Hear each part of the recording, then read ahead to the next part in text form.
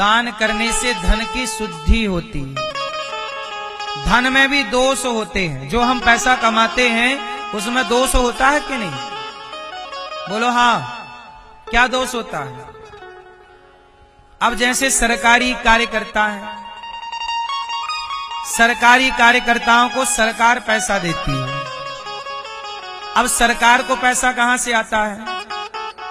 सरकार को सब तरह से पैसा आता है। अब जो बूचड़ खाने चल रहे हैं, गौ हत्याएं हो रही हैं, तो गौ हत्या का पैसा भी तो सरकार के खजाने में जाता है। टैक्स जरूर ले लेती है सरकार। सरकार किसी के घर घुस जाती है और इनकम टैक्स के नाम से और घर में घुस के ले आती है पैसा। तो जिसका पैसा घर सरकार घुस के ले आती है, ईडी बोलते हैं कुछ, तो ये बताओ जिसके घर से पैसा ले गई वो हंस तो रहा ना होगा। आपके घर कोई घुस जाए सारा पैसा ले जाए। तो सरकार का जो पैसा है, राजा का जो पैसा होता है, सबसे गलत पैसा राजा का ही बोला गया है शास्त्रों में। सबसे गंदा पैसा किसका है? राजतंत्र का। राजा का पैसा सबसे गलत होता है धर्म की दृष्टि से, क्योंकि राजा के खजाने में गौ हत्या का पैसा भी आ रहा है, लूट घसोट का पैसा भी आ रहा है। बोलो हाँ। तो सरकार के खजाने का जो पैसा है, इसलिए पुराने जमाने में जैसे वशिष्ठ जी थे, वशिष्ठ जी कभी दशरथ जी से पैसा नहीं लेते थे, क्योंकि सरकार के पास टैक्स का पैसा आता है। राम के जमाने में टैक्स अच्छा था, आज के जमाने में तो टैक्स बहुत है, लोग रो रो के टैक्स देते हैं। तो सरकारें रुलाती हैं जनता को कि देना ही पड़ेगा, तो रो रो के पैसा मिला। तो सरकार का पैसा अपवित्र है। इसलिए आपको तो सैलरी में, आप तो मेहनत कर रहे हो, आपको महीने में 30,000 50,000, साल महीने का 1 लाख आ गया, वो पैसा आपको तो लगाना है बच्चों में। तो उस पैसे से 2% पहले पुण्य किया करो। धन की शुद्धि कैसे है? कहते हैं कि तन पवित्र सेवा किया। तन को शुद्ध करना है तो सेवा करो, मन को शुद्ध करना है तो कीर्तन करो, और धन को शुद्ध करना है तो दान करो। इसलिए जो कमाओ पहले उससे दीन दुखी की सेवा करो, भूखे को रोटी खिलाओ। अब जैसे आप कंपनियों में काम करते हो, पता नहीं वो कंपनियां कैसे पैसा कमाती हैं, तो कुल मिला के सैलरी जो आपको मिलती है वो किस तरह का पैसा है। इसलिए वो सारा पैसा अपवित्र है, दूषित है। बोलो हाँ। अच्छा एक बात बताओ,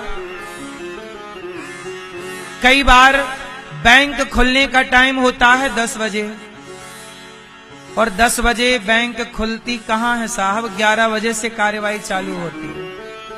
अधिकारी लेट आते हैं, सैलरी पूरी पा रहे हैं पर लेट आ रहे हैं, तो बताओ वो काम चोरी कर रहे हैं कि नहीं? काम कर रहे हैं 9 रुपए का और पैसा मिल रहा है इन्हें 10 रुपए, तो 1 रुपए बेईमानी का हुआ कि नहीं? आपको 8 घंटे की ड्यूटी है और आप आधा घंटा लेट पहुंचे, तो पैसा तो पूरा पाओगे, लेकिन आधा घंटा की चोरी की कि नहीं आपने? धर्म की दृष्टि से देखो, यदि धर्म की दृष्टि से देखोगे तो वो चोरी है, हाँ या ना? वो चोरी का पैसा तुम्हें फलेगा। इसलिए कहता हूं कि हमारे धन में बहुत दोष होता है। इसलिए कहता हूं कि जो पैसा कमाओ उसका पहले थोड़ा सा हिस्सा धर्म के लिए, दान के लिए निकाल दो, फिर यूज करो, फिर वो पवित्र हो जाता है। धन की शुद्धि दान से है, मन की शुद्धि कीर्तन से है, तन की शुद्धि सेवा से है। कहते हैं खाया पिया अंग लगेगा, दान दिया संग चलेगा, और बचे खुचे में जंग लगेगा। बोलो राधे राधे। जो रह गया वो जंग खाएगा, जो खा लिया वो अंग लगेगा। बोलो हाँ। आजकल सबको सरकारी नौकरी चाहिए। पहले का आदमी सरकारी नौकरी से बचता था, क्योंकि सरकार का पैसा अच्छा नहीं होता। बोलो हाँ। ये बात सही है कि गलत? हम गलत बोल रहे हैं क्या? क्यों मैया? गौ हत्या का जो पैसा जाता है वो कहां जाता है? सरकार के खाते पे, और वही पैसा आप लोगों को बंटता है महीना पूरा होने पे।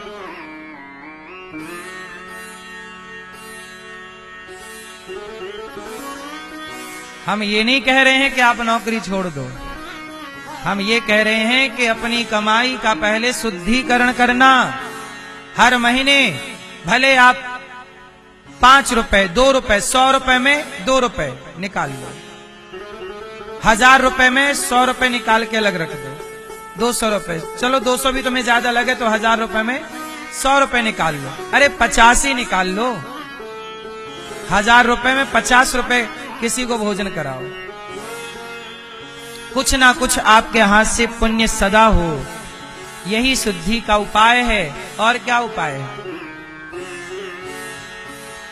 तो गौरी गोपाल आश्रम में जो सेवाएं हैं वृद्ध माओं की, आप नित्य सेवा कर सकते हैं। हर महीने सेवा करो कि आज हमारी ओर से माताओं को भोजन हम बंटवाएंगे, अन्नदान हम करेंगे। आप सबके सहयोग से ही गौरी गोपाल आश्रम में सेवाएं चलती हैं। आप भी इन सेवा से अपने आप को जोड़ते रहिए।